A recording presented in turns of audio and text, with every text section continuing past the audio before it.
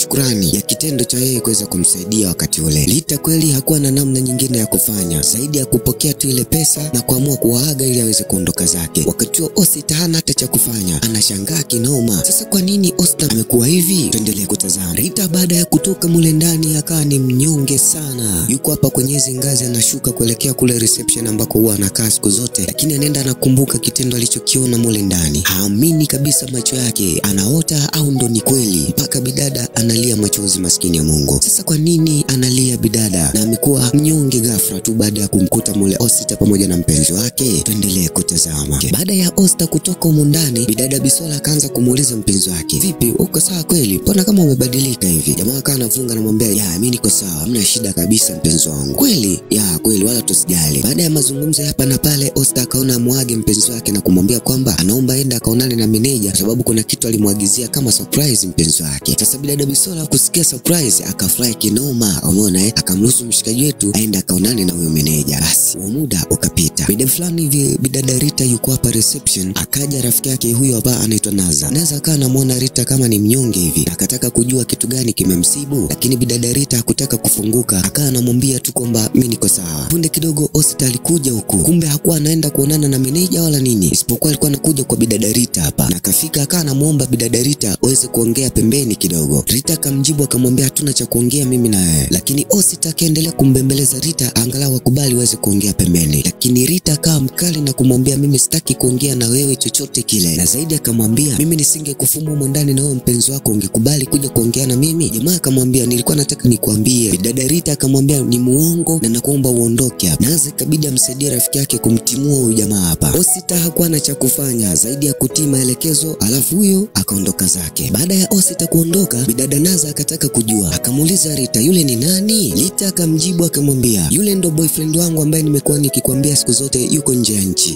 Naza akaanza kushangaa, wewe kweli? Ikabidi bidada Rita aturudishe miaka 4 nyuma iliyopita na kuanza kumhadithia Naza kitu gani kilichotokea. Sasa hawa walikuwa ni wapenzi miaka 4 iliyopita, na Osita alikuwa ni mshikaji tu fulani hivi ambaye bado anajitafuta. Siku moja yuko zake ghetto hapa, alikuwa amepata nafasi ya kwenda zake Marekani kwenda kutafuta maisha, lakini akawa hana pesa ya kuweza kununua tiketi ya ndege, na kuna mjomba wake mmoja hivi alikuwa amemwahidi atampatia hicho kiasi aende akakate tiketi aondoke zake Marekani. Lakini leo amepokea simu, mjomba anamwambia kile kiasi hawezi tena kumpa. Huyo mshikaji analaumu kinoma na kujiona kama anamkosi hivi hapa duniani, kila kitu anachojaribu kufanya kina fail. Basi Rita akawa anamfariji pale mpenzi wake na kumwambia asikate tamaa, kwani mambo yote yatakaa sawa. Umeona kweli? Baada ya muda fulani hivi Rita sijui alifanya nini bana, akapata kiasi kama cha milioni 2 hivi za Kinigeria na akamletea mpenzi wake aenda akakate tiketi ili aweze kuondoka zake. Basi jamaa Osita pala kana anashangaa bidada ametoa wapi hizi pesa, lakini Rita hakutaka kufunguka ametoa wapi zile pesa. Akamwambia tu asijali, kwa muda huu yeye aweze kuconcentrate kutafuta tiketi yake ya ndege basi aweze kuondoka zake. Jamaa kana shukuru kinoma na kumkumbatia pale mpenzi wake. Mwisho wa simulizi. Tunarudi hapa sasa, bidada yuko analia machozi, kumbe Osita ni mpenzi wake kabisa na bidada Rita, na siku zote amekuwa akijua Osita yuko zake Marekani, lakini cha ajabu leo anamkuta guesti tena anapofanya kazi yeye chumbani na mwanamke mwingine.